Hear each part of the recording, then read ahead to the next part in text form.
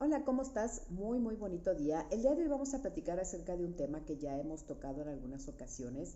Hemos comentado que el cuidado de los pacientes con Alzheimer no debería de quedar en manos de lo que son los niños y los adolescentes. Hemos platicado también acerca de cómo se pueden acercar a los pacientes, estos miembros de la familia, para que mantengan esa conexión afectiva. El día de hoy vamos a platicar o vamos a retomar este tema porque entendemos que en muchas ocasiones tú como cuidador principal te puedes sentir solo, es decir, estás en casa con tu paciente, recae sobre ti toda la responsabilidad y tienes hijos o tienes un hijo, por ejemplo, y vas a tener que salir a hacer algunos pagos, a hacer algunas cosas o incluso a ir a trabajar. Entonces, esto es una realidad, es algo que está sucediendo. Tal vez no tienes los medios o no sabes cómo llevar a tu paciente a un lugar de cuidados por horas o no puedes contratar a alguien para que lo cuide, que sea un adulto, que sea lo más adecuado. Sin embargo, tienes que dejar a los niños y esto va a ser en muchas ocasiones una realidad que están viviendo los inmigrantes latinos en el caso de tener un paciente con Alzheimer. Así que el día de hoy vamos a retomar este tema, pero en el sentido o con la orientación a darte algunos tips, algunos consejos que vas a tener que considerar antes de dejar bajo el cuidado de tus niños o adolescentes a tu paciente con Alzheimer. Lo primero que tienes que considerar es en qué etapa de esta enfermedad está tu enfermo, qué tipo de fase es, qué características tienen estas fases. Obviamente unas van a ser más complicadas que otras y vas a necesitar ubicar la edad de tu niño también para poder saber en qué fase sí, en qué fase no puedes contar con este cuidado, quizás por horas, por parte de estos miembros más pequeños de la... Bueno, lo primero que vas a tener que tener en cuenta es, después del diagnóstico del paciente, en dónde se va a quedar, en su casa, en su área o lo vas a llevar contigo a casa. Esto es importante cuando hablamos de esta ayuda que te pueden dar los más pequeños de la casa en el cuidado del paciente, porque obviamente va a ser mucho más familiar estar en su ambiente, estar en su casa, en los lugares que ya son conocidos, que los traslades a la casa, por ejemplo, del abuelo, del tío, etcétera, y ahí va a ser un poquito más desconocido. Aunque vayan constantemente, obviamente no saben en cuanto a lo que es la seguridad, los lugares donde se guardan las cosas, etcétera. Entonces, vas a tener que prevenir esto, vas a tener que ayudarlos a que se familiaricen con estas áreas. Eso sería lo primero que vas a tener que tomar en cuenta. Otra cosa que es bien importante también es que tú estás entendiendo las cosas desde el punto de vista de un adulto. ¿Qué cercanía tiene el niño o el adolescente con la persona enferma? Si es su abuelo, puede ser un abuelo que siempre ha estado presente, que es muy querido por estos miembros de la familia, o también puede ser un abuelo lejano, ¿no? Que de repente lo tienes que traer, que el niño no lo conoce, que no tiene esa cercanía, que no tiene esa confianza, o un tío, por ejemplo, que para el niño es un tío abuelo, o alguien que no está cerca de lo que es su círculo afectivo, que no tiene esa confianza, que incluso hasta le puede tener miedo, mucho más si la persona tiene estos síntomas de Alzheimer y de repente está actuando extraño. Entonces, para esto necesitas comprender esas dos cosas. Primero, que el niño no es tan cercano como tú estás entendiendo que es tu tío abuelo, quizás no es la persona más cercana a ti, sin embargo, requiere tu ayuda. No lo va a entender de la misma manera. Entonces, sí necesitas tener muy buena comunicación con estos niños, con estos adolescentes, para que les expliques muy bien de qué se trata esta enfermedad. Como ya hemos dicho, esta explicación va a depender de la edad, las palabras que ellos comprendan, los términos que ellos comprendan. Esto es un poquito para que no les tengan miedo. Una, dos, para que sepan que requieren ayuda, que es un apoyo el que están dando, es un aporte a la familia y es un aporte a esta persona desde lo que es la parte del amor, la comprensión. Y también muchas de las cosas que van a ir sucediendo en el día a día. Por supuesto, la relación con el enfermo, pues poco a poco con el trato se puede ir acercando. Esto ya será de acuerdo a la experiencia. Puedes hablarles de ellos, puedes platicarles sus historias, de que los conoces, cómo eran, ¿no?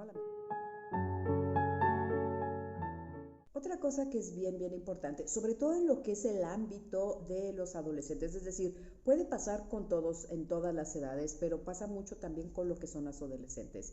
La persona llega a la casa con esta enfermedad o lo tiene que cuidar en su casa, en donde sea, Y obviamente es conocida o no conocida, pues va a tener ciertas conductas que le van a ser extrañas, ¿no? No va a entender muy bien qué pasa, se puede sentir frustrado por este trato con el paciente por un lado y por el otro por el cambio en su vida. Quizás está tomando unas horas de su vida en las que él practicaba fútbol, eran sus clases de fútbol. Pueden tener muchísimas reacciones diferentes. En el caso de los adolescentes, de repente se pueden sentir avergonzados porque su paciente actúa de ciertas formas, no quieren que los demás se den cuenta, se pueden empezar a aislar. Es decir, esa gama de emociones de las que hemos hablado va a ser muy variada. Es bien necesario que de alguna manera les proporciones, por ejemplo, un diario para que ellos puedan volcar todas estas emociones o que tengan a alguien cercano o un terapeuta para que ellos puedan sacar estas emociones, para que no las estén interiorizando, para que al rato no les duela la cabeza o el estómago cada vez que van al cuidado del abuelo, del tío, del paciente, para que no se sientan enojados, frustrados y llenos de ira.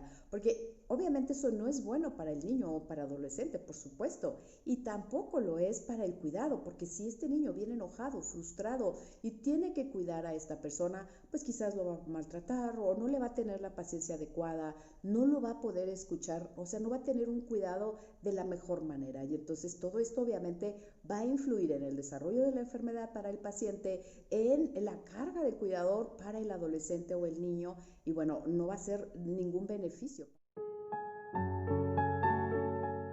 Y bueno, dentro de todo esto es bien importante que entiendas que la enfermedad va a ir avanzando. El niño, el adolescente tiene que tener este conocimiento, al igual que tú, de qué pueden ir enfrentando con el tiempo. Tiene que tener esta línea emocional, es decir, que pueda hacerte preguntas, que pueda acercarse, tener este conocimiento o respuestas acerca de estas dudas que puede tener acerca de lo que está sucediendo.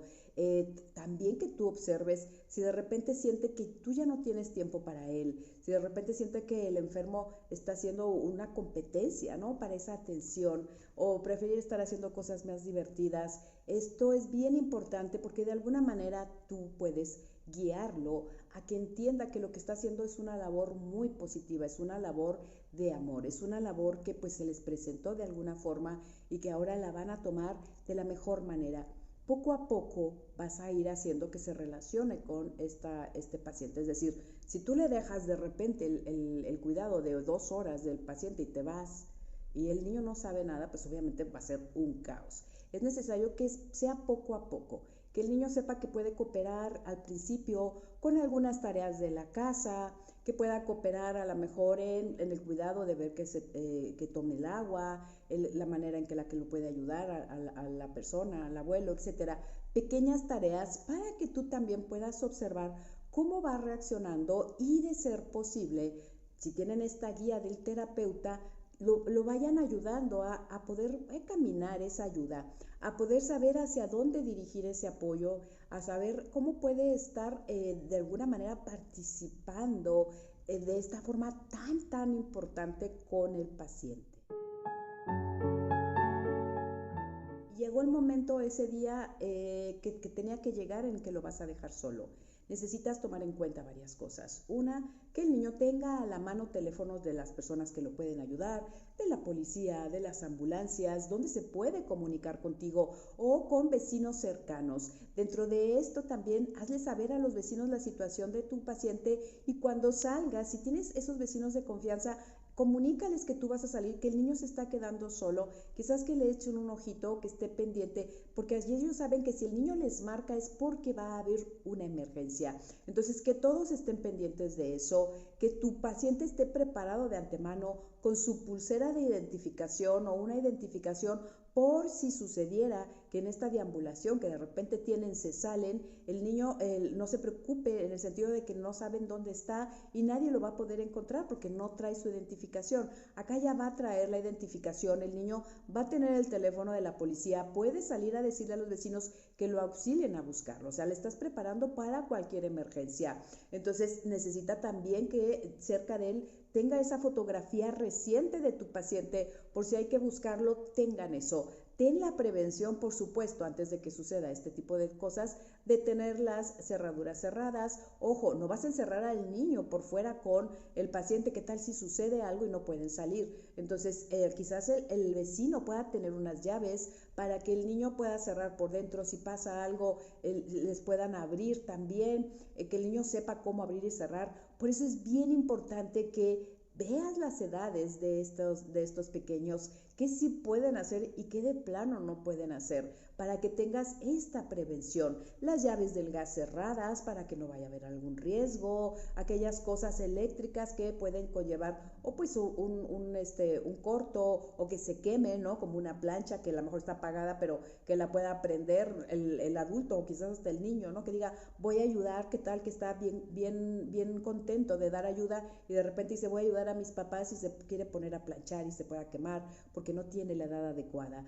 Tienes que tomar muchas precauciones antes de dejar a este niño con el paciente, acondicionar los espacios, quitar los muebles con los que se pueda tropezar, dejar señalizaciones, por ejemplo, de los baños, este tipo de cosas, y todo aquello que pueda ser algo potencial que tenga un riesgo de que haya una conducta inesperada del paciente. Te voy a poner un ejemplo, la ida al baño. Si tú estás viendo que ya se le dificulta, a lo mejor lo más adecuado es que dejes al adulto, a tu paciente, con un pañal, por si acaso no alcanzan a llegar al baño, no vaya a tener un accidente, esto lo frustre, lo enoje y empiece a alterarse y el niño no sepa cómo manejarlo. Con todas las precauciones que tú puedes tomar sobre aquello que podrías controlar en tu departamento o en tu casa, como que las alfombras, que no se tropiece, todo este tipo de cosas, pudiera surgir alguna emergencia que tú no puedes controlar. Un incendio, por ejemplo, que quizás no es en tu casa, en otro departamento, un terremoto, alguna fuga de gas en el edificio, y entonces estos problemas, pues bueno, van a alterar a cualquier persona adulta, ¿no? En cuanto a lo que es esta crisis emocional, pues ahora imagínate a un niño y a un paciente con Alzheimer. Lo que necesitas es, como te decía, que los vecinos sepan, que el niño tenga escrito un plan de emergencias, que quizás lo hayas repasado con él en caso de que suceda. No se trata de asustarlos, recuérdales que es prevenir. A lo mejor hasta puedes comprar esos cartelitos, ¿no? De en caso de incendio haga esto, en caso de el terremoto haga esto, y que lo pongas en imágenes para que sea más fácil tanto para el niño como para el adulto. Y esto es porque pueden suceder estas cosas. Ahora, si tú vives en una ciudad en la que hay constantemente terremotos, pues bueno, será muy buena idea que el niño sepa qué hacer en caso de que suceda algo así, por ejemplo, para evacuar con su paciente, por un lado, ¿no? Esto no se trata de asustar. Entonces, el niño pues va a tener obviamente ya de antemano los teléfonos a los que puede llamar en caso de emergencia. Por un lado, 2, ya tu plan de actuación que tú ya le preparaste.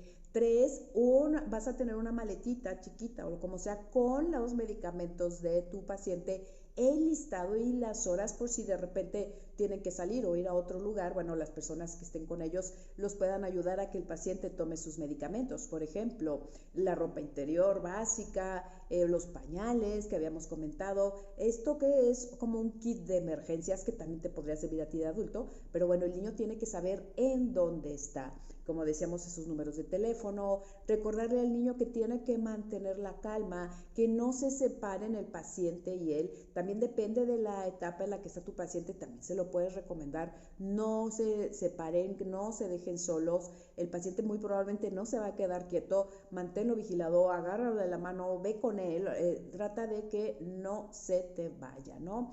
Ese teléfono del vecino es bien importante porque es quizás lo más cercano a lo que en ese momento puede recurrir y que el vecino sepa, que sepa que si es requerido pueda asistir de la manera más rápida posible. Mantener esa calma es bien importante. Entonces, como yo te comentaba, es ayudarlos y enseñarlos sin asustarlos, ¿no? Porque esto va a empeorar las cosas. Y obviamente que tu paciente tenga su identificación, como te decía, su carnet. Si llega, por ejemplo, la policía, los bomberos, la protección civil o cualquiera de los casos que vayan a hacer que lleguen a atender esta emergencia, sepan que tu paciente tiene Alzheimer y que puede actuar de una forma extraña o diferente, no se deja calmar porque tiene esta enfermedad.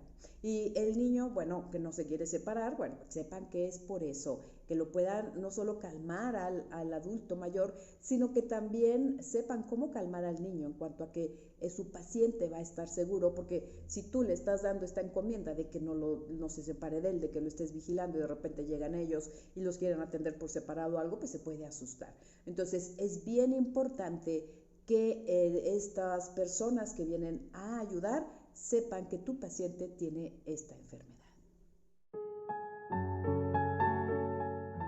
Toma otras pequeñas precauciones. También no le pidas más de lo que el niño puede dar en cuanto a estos cuidados.